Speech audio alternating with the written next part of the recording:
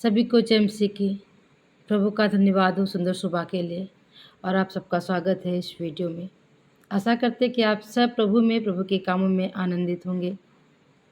और आज हम लोग देखेंगे माता पिता और बच्चों के बीच में परमेश्वर क्या चाहते हैं, परमेश्वर का क्या प्रेम होना चाहिए और परमेश्वर की क्या बातें होनी चाहिए।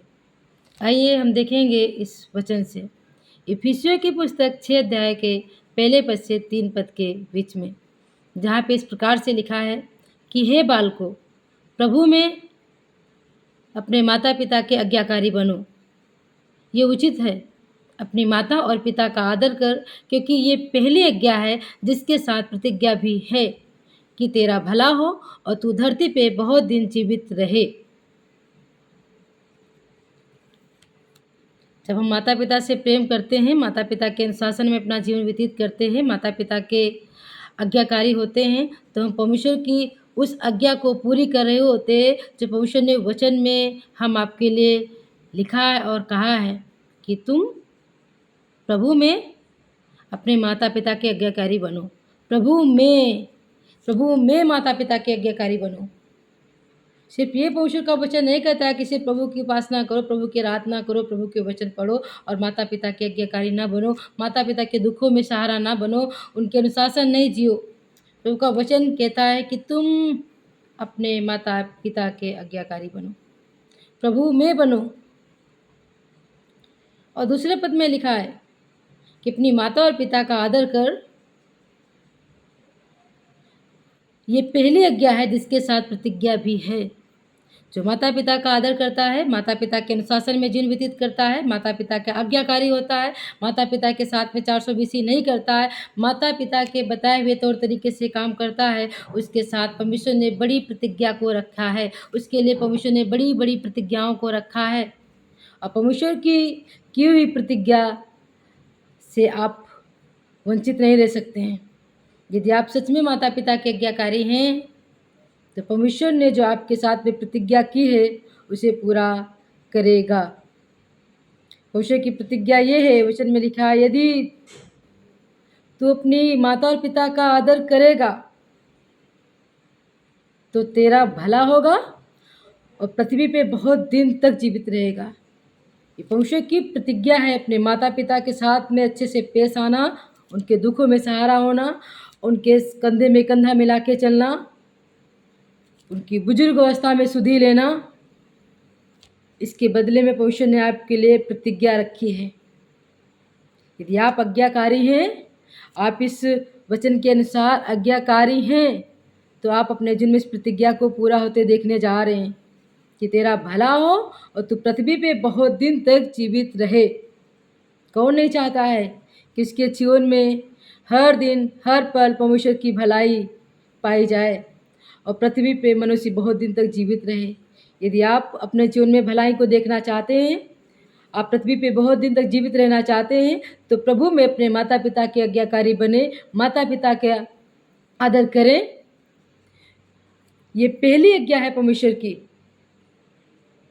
और परमेश्वर चाहता है कि हम आज्ञाकारी होके इस प्रतिज्ञा के भागीदार हो जाएं। वचन में लिखा है, हे बालकों, प्रभु में तुम अपने माता पिता के आज्ञाकारी बनो। प्रभु में, क्योंकि ये उचित है। यदि हम माता पिता के साथ में अच्छी संगति रख रहे हैं, माता पिता के साथ में अच्छा व्यवहार रख रहे हैं, माता पिता के साथ में हम अच्छे से पेश आ रहे हैं, मसीह प्रेम से पेश आ रहे हैं, तो परमेश्वर की दृष्टि में उचित लोग हैं, उचित काम कर रहे हैं। और जब हम परमेश्वर की दृष्टि में उचित काम कर रहे हैं तो सच में आपके उस पद को परमेश्वर और ऊंचा करेगा। क्या करेगा? ऊंचा करेगा। जो माता पिता के आज्ञाकारी हैं, जो माता पिता के अनुशासन में जीवन बिताते हैं प्रभु में, उनके लिए बड़ी प्रतिज्ञा है कि अपने जीवन के हर क्षेत्र में भलाई को देखने पाएंगे और पृथ्वी पे बहुत दिन तक जीवित रहने पाएंगे। परमेश्वर की प्रतिज्ञा है, ये परमेश्वर के मुख से निकला हुआ वचन है, ये परमेश्वर का आपके साथ में किया हुआ वादा है। और परमेश्वर जो आपके साथ में वादा करता है वो अधूरा वादा नहीं करता। परमेश्वर ने जो आपके साथ प्रतिज्ञा बांधी है वो अधूरी प्रतिज्ञा नहीं है।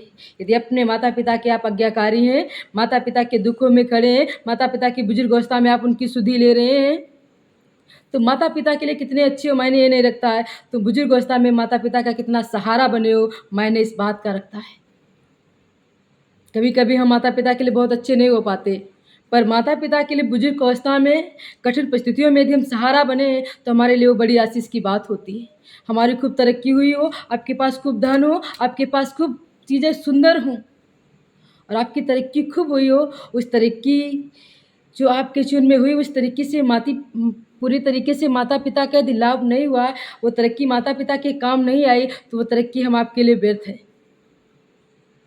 भविष्य के वचन में, प्रभु यीशु मसीह के वचन में आपके लिए प्रतिज्ञा है कि जो माता पिता के लोग आज्ञाकारी होते हैं उनके जीवनों में भला ही भला होता है। वो पृथ्वी पे बहुत दिन तक जीवित रहने पाते हैं, बहुत दिन तक जीवित रहने अपने जीवन के हर एक क्षेत्र में।